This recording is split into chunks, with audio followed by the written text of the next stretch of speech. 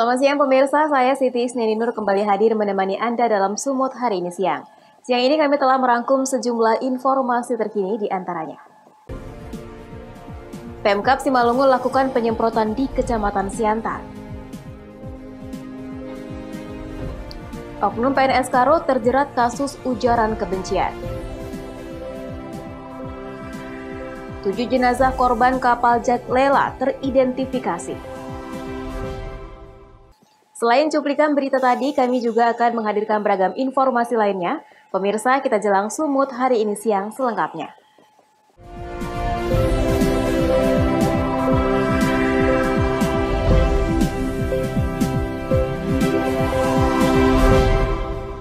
Pemirsa, pemerintah Simalungun kembali menggelar penyemprotan disinfektan untuk mencegah penyebaran COVID-19. Penyemprotan cairan disinfektan dilakukan merata di rumah warga dan tempat ibadah di Kecamatan Siantar, Simalungun. Kegiatan ini didampingi langsung oleh Camat Kecamatan Siantar. Pemerintah Kabupaten Simalungun terus berusaha melakukan yang terbaik dalam penanganan COVID-19. Untuk itu, melalui Badan Nasional Penanggulangan Bencana Daerah Simalungun, melakukan penyemprotan cairan disinfektan di seluruh rumah warga, tempat-tempat ibadah, sekolah, dan fasilitas umum lainnya di Kecamatan Siantar, Simalungun. Pada kegiatan ini, Pemkab Simalungun fokus pada fasilitas umum yang dikunjungi masyarakat. Hal ini dilihat dari masyarakat yang masih melakukan aktivitas sehari-hari di beberapa tempat umum. Kegiatan ini rutin dilakukan sebagai bentuk kepedulian Pemkab Simalungun kepada masyarakat dan upaya penanganan penyebaran COVID-19. Rinto Siagian, selaku Ketua Tim Badan Nasional Penanggulangan Bencana Daerah Simalungun mengatakan, pelaksanaan penyemprotan cairan disinfektan menyasar rumah-rumah warga dan tempat ibadah. Selain itu, dalam kegiatan ini, Camat Kecamatan Siantar memberikan masker kepada masyarakat. Pada hari ini kita dari bencana penyemprotan rumah-rumah masyarakat sama rumah-rumah ibadah. Rumah ibadah ya? Rumah-rumah ibadah itu ada perintah dari 7 atasan. Oh, 7 atasan Bang ya? Ya. Lalu selanjutnya ke depannya ada nggak program lagi penyemprotan? Dari pimpinan nanti mungkin lusa mungkin ada. Ada ya? Selanjutnya, adanya penyemprotan yang dilakukan Badan Nasional Penanggulangan Bencana Daerah di rumah ibadah dan rumah penduduk. Daniel Silalahi selaku Camat Kecamatan Siantar, Simalungun mengucapkan terima kasih karena rumah ibadah seperti masjid yang masih terus digunakan warga untuk melaksanakan ibadah. Selain itu, sebagai bentuk antisipasi penyebaran virus COVID-19 yang diharapkan dapat memutus mata rantai penyebaran COVID-19. Kami mengucapkan terima kasih atas penyemprotan hari ini. Kita memang concern di masjid-masjid karena kita ketahui masih banyak masjid yang melaksanakan sholat berjamaah. Jadi kita sangat antisipasi, semoga dengan kegiatan ini bisa memutus mata rantai penyebaran COVID-19 di Kecamatan Siantar dan Kabupaten Simalungun. Ya, termasuk rumah-rumah warga juga ya? Termasuk rumah-rumah warga, tapi kita paling utamakan ke masjid-masjid. Masjid ya. Kemudian apa program kedepannya lagi nih? Program kedepannya kita selalu monitoring terhadap warga pendatang maupun kegiatan-kegiatan keramaian agar kiranya masyarakat lebih sadar lagi. Kita juga melaksanakan pembagian masker kepada masyarakat dan pembagian sembako kepada warga-warga yang kurang mampu. Kedepannya, pemerintah Simalungun tetap memonitoring setiap pendatang yang masuk ke setiap wilayah dan tempat-tempat keramaian di Kecamatan Siantar, Simalungun. Ebit Masder melaporkan untuk Evarina TV. Pemerintah Kabupaten Simalungun melalui Dinas Sosial kembali menyalurkan bantuan sembako sebanyak 1.568 paket kepada 17 nagori di Kecamatan Siantar, Simalungun, Sumatera Utara. Ribuan paket tersebut langsung disalurkan melalui kecamatan ke nagori-nagori. Bantuan sosial yang diberikan kepada warga yang terdampak COVID-19 disalurkan kepada masyarakat di Simalungun, Sumatera Utara. Bantuan yang terdiri dari bahan pokok seperti beras, susu kaleng, ikan kaleng, dan mie instan tersebut dibagikan langsung kepada warga yang membutuhkan. Adapun penyaluran bantuan tersebut diberikan kepada warga berdasarkan data dari setiap nagori dan kecamatan. Penyaluran ribuan paket sembako kepada warga yang terdampak COVID-19 dilepas langsung oleh Kepala Bidang Rehabilitas Sosial Rediana Naibaho bersama unsur pemerintah kecamatan serta TNI dan Polri dari Posko Gugus Tugas COVID-19 Jalan Asahan, Simalungun. Rediana Naibaho mengatakan, penyaluran bantuan paket sembako oleh pemerintah Simalungun melalui Dinas Sosial Simalungun ke Dapil 1 Kecamatan Siantar berjalan dengan baik dan tidak ada kendala apapun. Hari ini penyalurannya di Kecamatan Siantar yang terdiri dari 17 nagori, ya, dan jumlah yang kita salurkan hari ini ada sebanyak 1.568 paket. Paket ya? Dan itu disalurkan ke setiap nagori ya? Iya, kita salurkan di setiap nagori, kita turunkan di kantor camat, oleh Panghulu nanti dijemput dari kantor camat, baru nanti Panghulu langsung membagikan ke masyarakat. Oke. Ada kendala nggak di lapangan di saat penyaluran ini? Sampai sekarang belum ada, Pak. Belum ada kendala masih ya? lancar. Oke. Ya, jadi kita ini kan dalam beberapa hari ke depan juga mungkin akan disalurkan ke kecamatan yang lain. Ini kan masih khusus di Dapil 1. Di Dapil 1 hari ini selesai. Besok mungkin ke Dapil 2, Dapil 3 dan seterusnya di seluruh Kabupaten Simalungun yang terdiri dari 32 kecamatan. Selanjutnya, Daniel Selalahi selaku Camat Kecamatan Siantar mengucapkan banyak terima kasih kepada pemerintah terkhusus Bupati Simalungun JR Saragi yang merupakan Kepala Gugus Tugas COVID-19 Simalungun telah menyalurkan bantuan kepada masyarakat Dapil 2 Kecamatan Siantar yang terdampak COVID-19. Seluruh camat dilibatkan dalam penyaluran ini. Salah satunya Camat Kecamatan Siantar yang mengantarkan langsung paket sembako bantuan pemerintah Simalungun tersebut ke setiap nagori di Kecamatan Siantar untuk memastikan bantuan pemerintah tepat sasaran. Baik, pertama saya sebagai camat atas nama pemerintah kecamatan dan seluruh warga Kecamatan Siantar mengucapkan terima kasih dan apresiasi hormat setinggi-tingginya kepada Bapak Bupati Simalungun. Kiranya dengan ada bantuan dari pemerintah Kabupaten Simalungun dapat mengurangi beban yang dialami oleh masyarakat Kecamatan Siantar yang terpapar akibat COVID-19. Pada kesempatan ini saya turun ke setiap nagori agar kiranya memastikan jumlah dan barang yang sampai tepat sasaran ke seluruh nagori sehingga bisa tersampaikan kepada masyarakat si penerima manfaat. Harapan kami tentunya masih banyak masyarakat yang belum tercover jumlahnya dalam menerima bantuan ini. Kiranya kedepannya masih diharapkan lagi bantuan yang lebih besar lagi bagi masyarakat yang belum menerima. Demikian.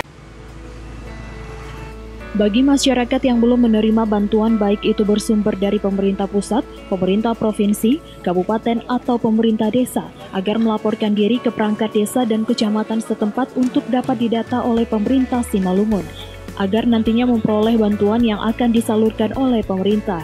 Ebit Masdar melaporkan untuk Evarina TV. Di Nagori Nusa Harapan 61. Tim Gugus Tugas Percepatan Penanganan COVID-19 Kota Tebing Tinggi, Sumatera Utara membubarkan penyaluran bantuan sosial tunai atau BST yang dilaksanakan oleh kantor pos dan giro. Pasalnya dalam penyaluran ini ribuan warga tidak mematuhi protokol COVID-19. Ribuan warga Kota Tebing Tinggi yang hendak menerima bantuan sosial tunai ini terpaksa dibubarkan oleh Tim Gugus Tugas Percepatan Penanganan COVID-19. Pasalnya, selain tidak menjaga jarak, masih banyak warga yang belum memakai masker. Ketua Tim Gugus Tugas Percepatan Penanganan COVID-19 Tebing Tinggi terlihat memimpin pembubaran akibat kerumunan warga yang mengakibatkan tidak terjaganya physical distancing ataupun social distancing.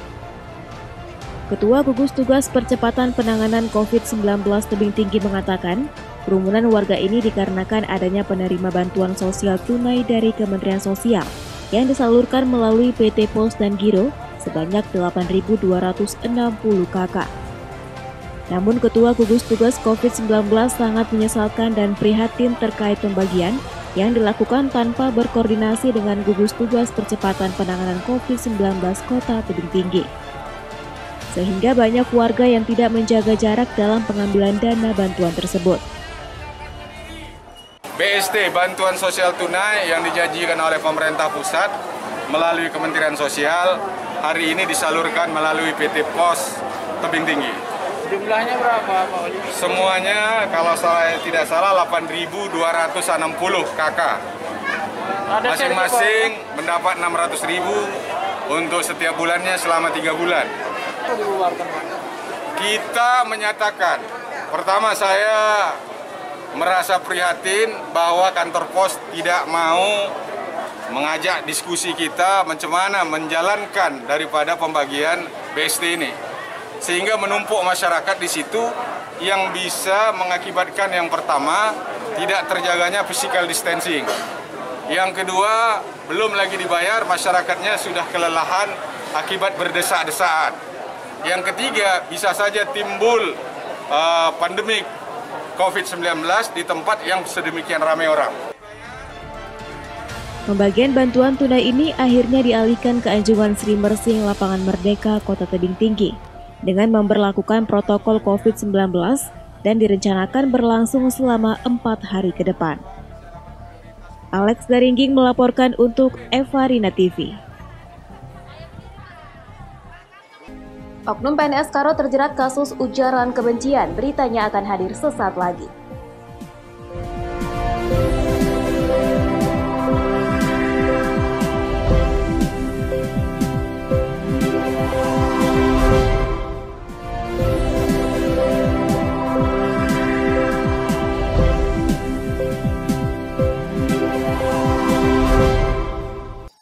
Terima kasih masih di Sumut hari ini. Pemirsa, diduga mengunggah postingan ujaran kebencian dan provokasi ke media sosial, seorang oknum asisten pegawai negeri Kabupaten Karo dilaporkan ke polisi. Atas postingan ini diharapkan polisi dapat menindaklanjuti laporan pengaduan yang banyak merugikan masyarakat. Seorang oknum asisten pegawai negeri sipil di Kabupaten Karo dilaporkan oleh wartawan dan masyarakat atas unggahan postingannya di media sosial Facebook yang mengandung ujaran kebencian dan provokasi. Oknum ASN yang bertugas di Dinas Perkim Kabupaten Karo ini juga menyinggung seluruh media online di Tanah Karo yang menyatakan bahwa media online di Tanah Karo tidak profesional. Beberapa jurnalis media online di Tanah Karo sepakat untuk membuat laporan pengaduan secara resmi ke Polres Tanah Karo. Laporan pengaduan ini mendapat perhatian dari Kapolres Tanah Karo dan akan segera menindaklanjutinya. Menurut perwakilan salah seorang wartawan, laporan pengaduan ini diharapkan dapat menjadi efek jerah bagi oknum ASN tersebut, agar nantinya lebih bijak dalam menggunakan media sosial. Postingan oknum ASN tersebut diduga buntut dari pemberitaan wartawan terkait laporan pengaduan resmi masyarakat Kecamatan Johar ke Polres Tanah Karo atas postingannya yang menyinggung seluruh masyarakat Johar beberapa waktu lalu. Saya sudah buat laporan pengaduan ke Polres Tanah Karo terkait postingan atas nama Pak Sarifin Bangun, dan ada lagi akun satunya lagi yang mengatasnamakan Teger-Teger terkait dugaan pelanggaran pasal 310 ayat 1 Kitab Undang-Undang Hukum Pidana tentang pencemaran nama baik. Itu postingannya berbentuk apa gitu ya, Pak? Postingannya menyebutkan secara langsung nama saya dalam bahasa Karo dan diunggah di media sosial yang menghina. Secara pribadi saya merasa dihina dan nama baik saya tercemar. Atas perbuatannya, kini oknum ASN tersebut telah dilakukan proses pemeriksaan lebih lanjut di pihak kepolisian. Chandra Bukit melaporkan untuk Evarina TV.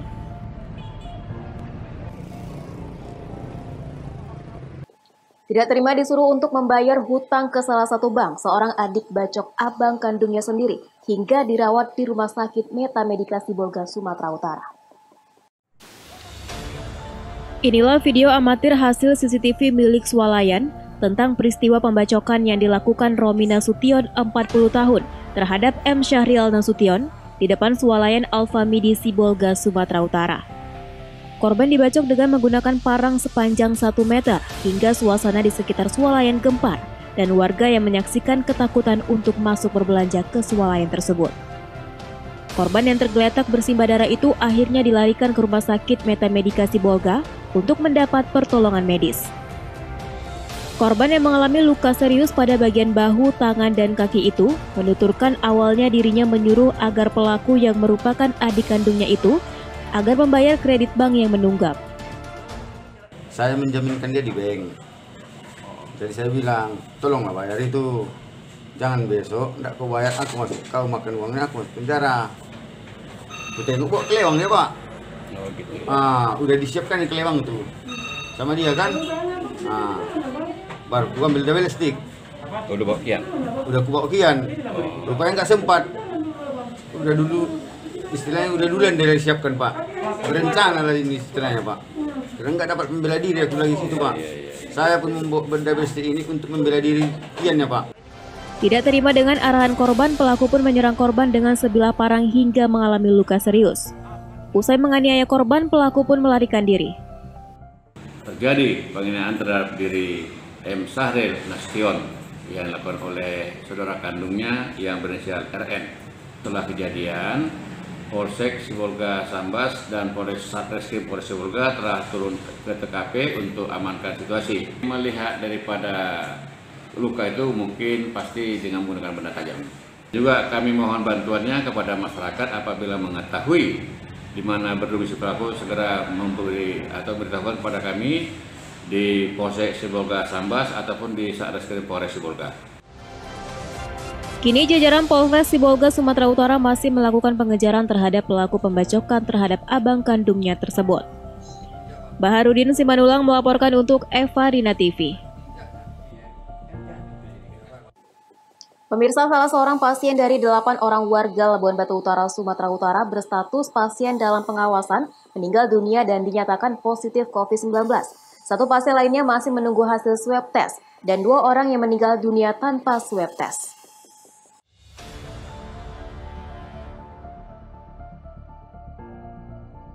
Sejak pertanggal 11 Maret sampai dengan saat ini, dari 8 orang pasien berstatus PDP warga Labuan Batu Utara, sebanyak 4 orang pasien meninggal dunia. Salah satu warga Kecamatan Aiknatas berinisial N berstatus PDP meninggal dunia di Rumah Sakit Umum Pemerintah Adam Malik Medan pada tanggal 2 Mei sesuai hasil tes swab pada hari Sabtu 9 Mei 2020 lalu dinyatakan terkonfirmasi positif COVID-19. Sedangkan satu lagi berinisial S warga Kecamatan Kualuh Selatan berobat secara mandiri setelah menjalani rawat inap selama 2 hari di Rumah Sakit Umum Pemerintah Adam Malik. Pasien masuk dalam status PDP dan sampai Minggu tanggal 10 Mei kemarin masih menunggu hasil tes swab. Sedangkan 2 warga Kecamatan Marbau dan Kualuh Selatan meninggal dunia pada bulan April yang lalu tanpa tes swab.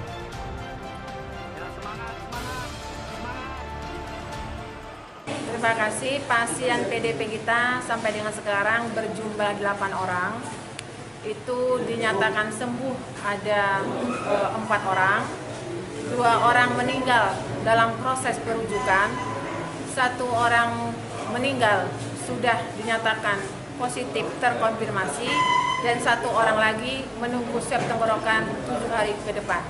Totalnya ODP kita sebanyak 37 orang, 36 orang sudah sembuh dan 1 masih dalam masa isolasi mandiri. Juru bicara gugus tugas COVID-19 Dr. Mimi Handayani Nasution menjelaskan, dari 8 orang berstatus PDP, 4 orang dinyatakan sembuh negatif COVID-19.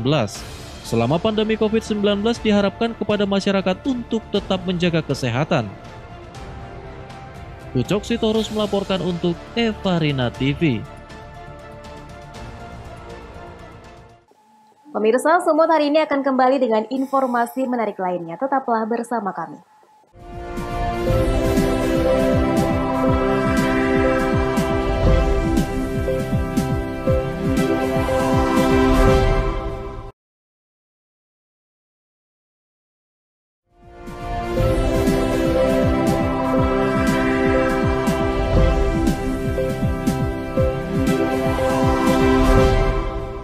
Terima kasih masih bersama kami.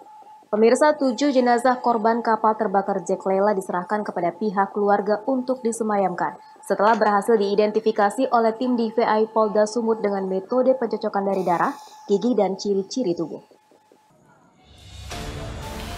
Setelah menjalani proses identifikasi selama 24 jam oleh Disaster Victim Investigation atau DVI Polda Sumut, akhirnya ketujuh jenazah korban kapal terbakar Jack Lela di Belawan, Medan berhasil dikenali. Ketujuh jenazah tersebut yakni pekerja subkontraktor yang sedang melakukan perbaikan pada kapal Jack Lela milik PT Waruna Nusa Sentana Shipyard. Ketujuh korban tersebut ialah Imam Maulana, Muhammad Nur Kasim Siregar, Bahtiar Asmawi Siregar, Ikswando, Bukhari, Iwan Setiawan Hasibuan, dan Sandi Nova. Kepala Kepolisian Daerah Sumatera Utara Irjen Pol Martuani Sormin mengatakan ketujuh jenazah ini telah melakukan identifikasi dan dapat dipertanggungjawabkan kebenarannya. Rekan, saya pastikan bahwa untuk 7 jenazah yang saat ini ada di Rumah Sakit Bayangkara Medan sudah berhasil diidentifikasi jenazahnya, identitasnya, dan akan kita serahkan kepada ahli waris. Untuk teknisnya, nanti tim DVI dari Laboratorium Forensik Cabang Medan akan menjelaskan. Tetapi dari teknis kepolisian, identifikasi terhadap jenazah ini bisa kami pastikan dan bisa dipertanggungjawabkan. Karena kami juga tidak mau menyerahkan jenazah yang salah kepada ahli warisnya. Sehingga di kemudian hari terjadi saling menggugat, saling tidak enak. Yang pasti ketujuh jenazah yang sekarang berada di Rumah Sakit Bayangkara sudah berhasil kami identifikasikan.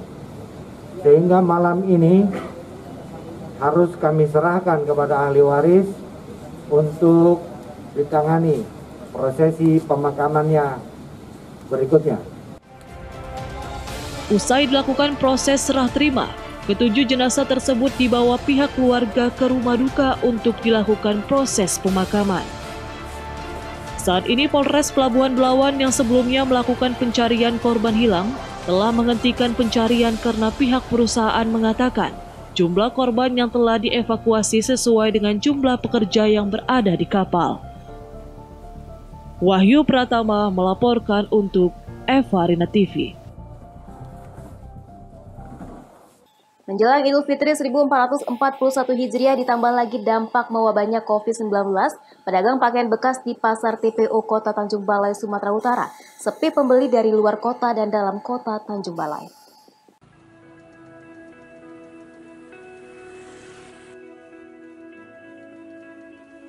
Beginilah suasana pasar pedagang pakaian bekas pasca mewabahnya COVID-19 kini sepi pembeli dari luar dan dalam daerah kota Tanjung Balai.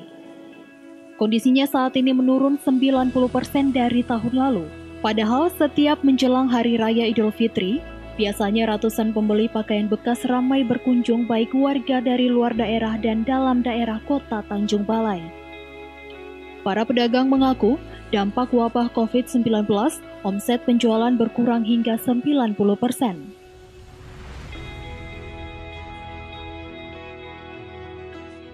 Di COVID-19 ini semuanya sepi, pembeli pun tidak ada datang dari luar, sedangkan di dalam daerah Tanjung Balai sendiri juga penghasilan minim, supaya yang namanya pakaian bekas ini bisa dilegalkan lah kira-kira gitu.